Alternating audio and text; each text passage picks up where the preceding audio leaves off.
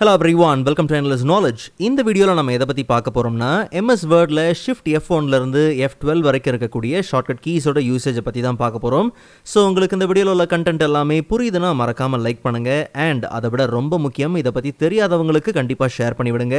and நீங்க இன்னுமே சேனலை சப்ஸ்கிரைப் பண்ணாமலே பார்த்துட்டு இருக்கீங்கனா மறக்காம சப்ஸ்கிரைப் பண்ணுங்க and சப்ஸ்கிரைப் பண்ண கையோட பக்கத்துல இருக்கக்கூடிய பெல் ஐகானை கிளிக் பண்ணி all notifications மறக்காம enable பண்ணிக்கங்க.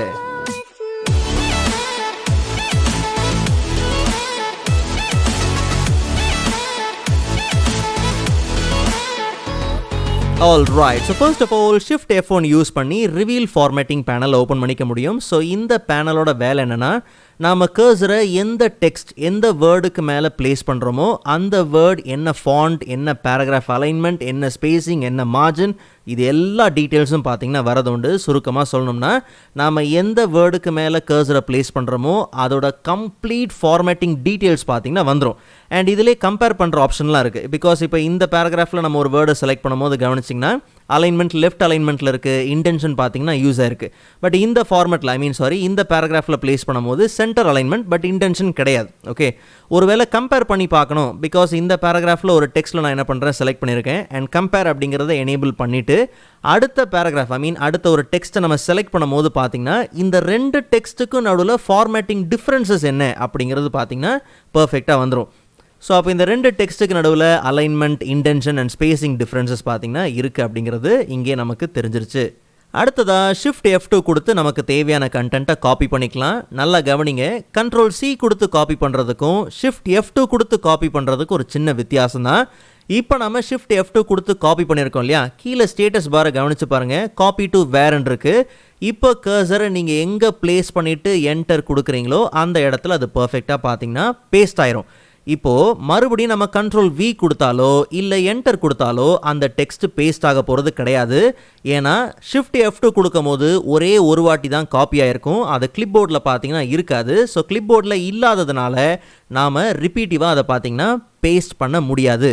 பட் நம்ம நார்மலாக Ctrl C கொடுக்கும் போது பாருங்கள், Ctrl C கொடுத்து காப்பி பண்ணிப்போம் அண்ட் Ctrl V கொடுத்து பேஸ்ட் பண்ணுறோம். மறுபடியும் நம்ம Windows V கொடுத்தோம்னா கிளிப் போர்ட் ஹிஸ்ட்ரியில் பார்த்தீங்கன்னா அது பர்ஃபெக்டாக இருக்கும். ஸோ இன்கேஸ் நீங்கள் சிங்கிளாக ஒரே ஒரு வாட்டி நீங்கள் காப்பி பண்ணி பேஸ்ட் பண்ண போகிறீங்கன்ற பட்சத்தில் பட் இதையும் நீங்கள் யூஸ் பண்ணலாம். பிகாஸ் ரொம்ப பெரிய கண்டென்ட்லாம் காப்பி பண்ணுறீங்க, கிளிப் போர்டில் லோடு இருக்கக்கூடாதுன்னு நினைக்கிறீங்கன்ற பட்சத்தில் தாராளமாக இந்த மெத்தடையும் நீங்கள் ஃபாலோ பண்ணிக்கலாம்.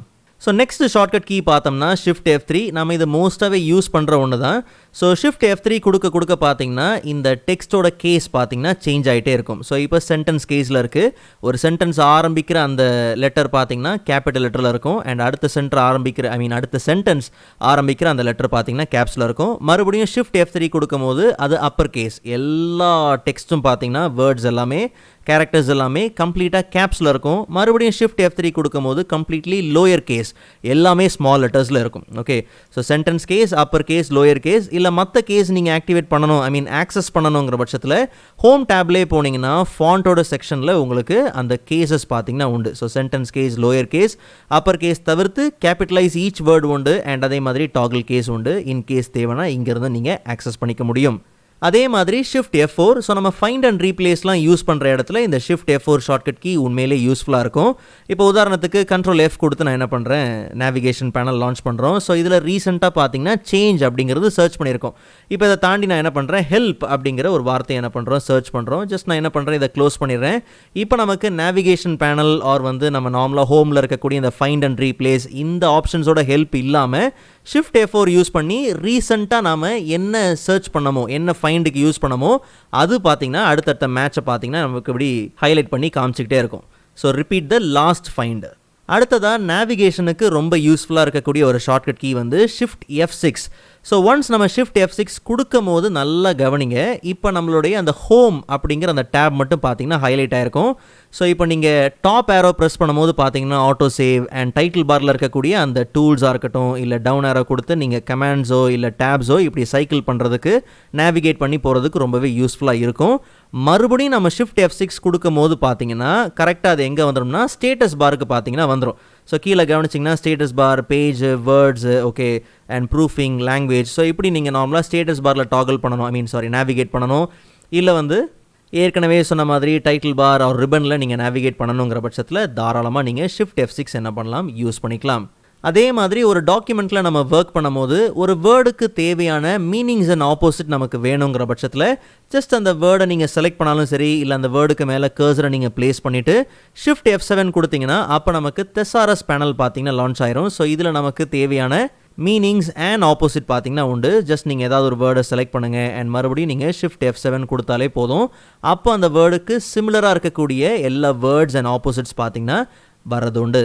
ஸோ இப்போ இங்கே பட்டன்ஸ் அப்படிங்கிற அந்த வார்த்தை இருக்குது, எனக்கு அதுக்கு பதிலாக கண்ட்ரோல்ஸ் அப்படிங்கிற இந்த வார்த்தை இருந்தால் நல்லாயிருக்கும். ஸோ அப்போ அந்த டெக்ஸ்ட்டை நீங்கள் என்ன பண்ணுங்கள், ட்ராப் டவுன் ஓப்பன் பண்ணி இன்சர்ட் கொடுத்தாலே போதும். ஸோ அப்போ நமக்கு அந்த வார்த்தையை ரீப்ளேஸ் பண்ணி பார்த்தீங்கன்னா இது ப்ளேஸ் ஆயிரும்.